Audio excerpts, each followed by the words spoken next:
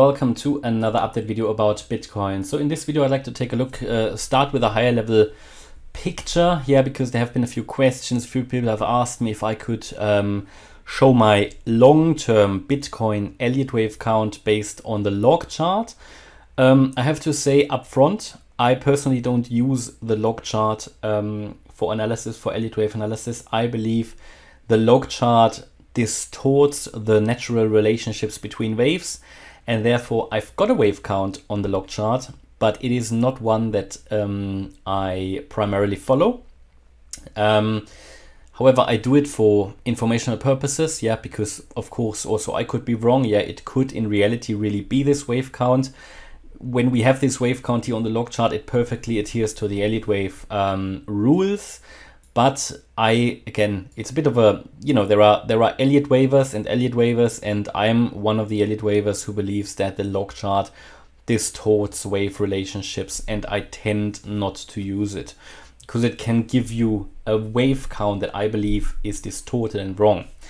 On the log chart, yeah, Elliott Wave analysts who analyze the Bitcoin chart from the log chart, they come to the conclusion that we had a wave 1 back in 11, a wave 2 down in November 2011. Yeah, so after that we moved up in 5 waves in yellow. So basically here 1 and 2 in white from 2011, they are the highest level wave count. They are the 1 and the 2, and we finished based on that the wave 3 with a cycle top in October, November 21.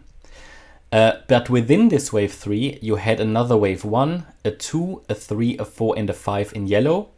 And here you can see also the more detailed wave count of that wave 5 in yellow, where we started in February 2019 with a wave 1. We then moved down when COVID started in wave 2. We moved up in wave 3, that was in February to sort of April 21. Then we came down in a wave 4, that was last year June, the low, the summer low. And then we moved up in a 5, and that completed wave 5 in yellow and wave 3 in white, meaning that we are now in a wave 4 in white, basically. And as you know, a wave 4 normally doesn't retrace that much. Here on this chart, yeah, on the log scale chart, you can basically come down even lower. I believe here the on the log chart, the 50% retracement of that wave 4 was around 13.5K. Basically below that, it is very unlikely that it still is a wave 4. So from a log chart point of view, that's the difference to my Elliott Wave count that I normally have of Bitcoin. Based on that, you assume that you are in a wave 4. Yeah, and we came down in something like a WXY pattern here in this wave 4. So this is not my primary count. I still show it to you because it is a count that you basically get to when you do the Elliott Wave analysis on the log chart. It would mean that after this we are going to see a 5th wave to the upside. That should take us obviously above the previous all-time high. But my wave count, my personal wave count for Bitcoin, if we go back here to the daily chart, because I don't use the log chart, I come to the conclusion that we are actually in Bitcoin's third 1-2 pattern, that this year was a wave 1 in April 21, and we are currently coming down in a wave 2. Again, maybe that wave 2 is already complete and we've completed the correction. But this is what I'm looking at here, because if we take a look at how strong that retracement is, not on the log chart, here on the arithmetic chart, then this is not a wave 4 anymore. It can't be a wave 4 anymore, because we're retracing too much. We came down basically to nearly to the 78.6% fib level, something a wave 4 would not do typically. Yeah. And overall, I also think that here we had that wave 1 in April 21. We then moved down in a wave A. We moved up in an overshooting wave B, which is a corrective wave. And then we came down in a wave C. And again, this wave C consists of various subwaves and so on. Yeah. And we are now either in the wave 2 still, or we completed it. So that means on this wave count, we would expect a wave 3 to the upside next, in an ideal case. So this is sort of the long-term count, just showed to you because a lot of people asked me for it. Let's go to the daily, to the 1 hour chart, the more imminent chart. What's going on with Bitcoin here? Bitcoin currently still following the wave count, the bullish wave count, where we moved up from the low at 17,500. Let me just take that out, that is distracting. Well, we moved up in a wave 1 here back in on the 21st of June. We came down in wave 2. We are now in the wave 3.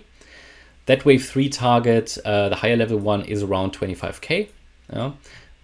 From that wave count degree here, 1, 2, 3. And within this wave 3 here, that will land somewhere around 25k, or should land.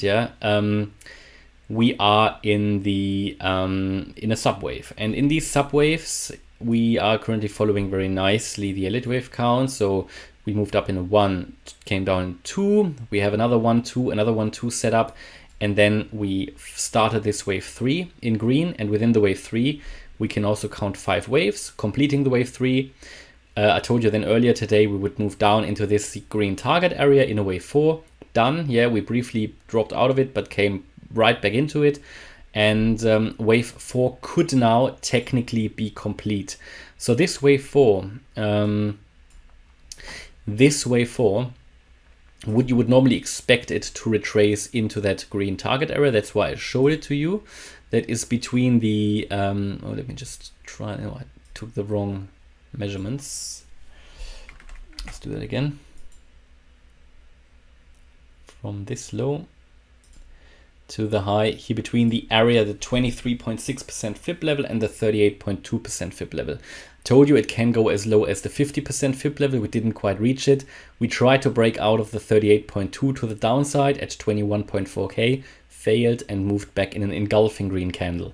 Now we're currently making a higher low, and it could be that wave 4 is complete. As long as we stay above 21,081, we can focus on higher prices now, because this could now be the subwave of the wave 5, in which we can count again 5 waves. So this might have been wave 1, 2, and we might be moving higher now.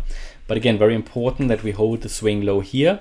If we don't hold this swing low and go below the 50% fib level, it's not ideal. It would indicate that this is not a wave 4 anymore with a high likelihood.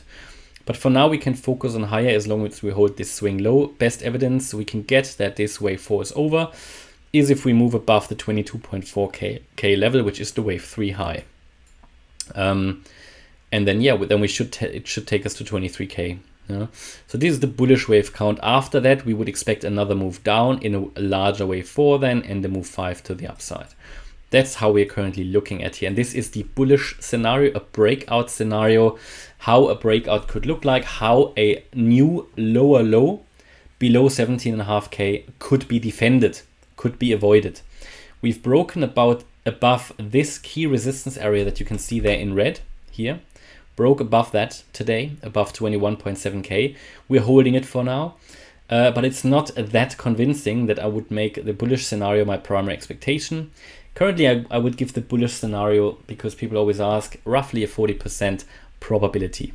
I'm still focusing more on the bearish scenario from a likelihood point of view, because I want us to break above this resistance level first. But even then, you can't say 100% a bullish scenario, but it will get more likely.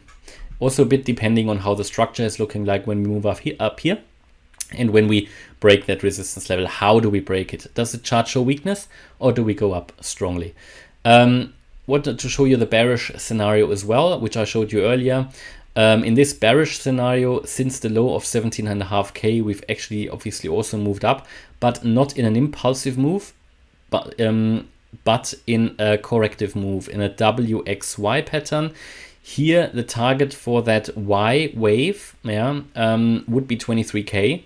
So if we move above the 23k level, which is in the bullish scenario here, that resistance box, then it gets more likely that it is not the bearish scenario, because we have basically taken out one of the key resistance levels, one of the key targets for the Y wave.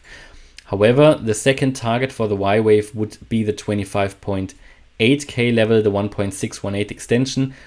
But I would say if we get to that point, it is less likely still. I think looking at it, when we really break above these levels and also above the 50-day moving average, it will then get more likely that it is the bullish scenario. But we still need to be on the side of caution there until we go above 25.8k, I would say. Yeah, but bear in mind, even then, when we do that, also in the bullish scenario, when we really get above the 25.8k level, we'll probably only have 3 waves. Then we want a 4 down and a 5 up to complete really a 5-wave pattern to the upside.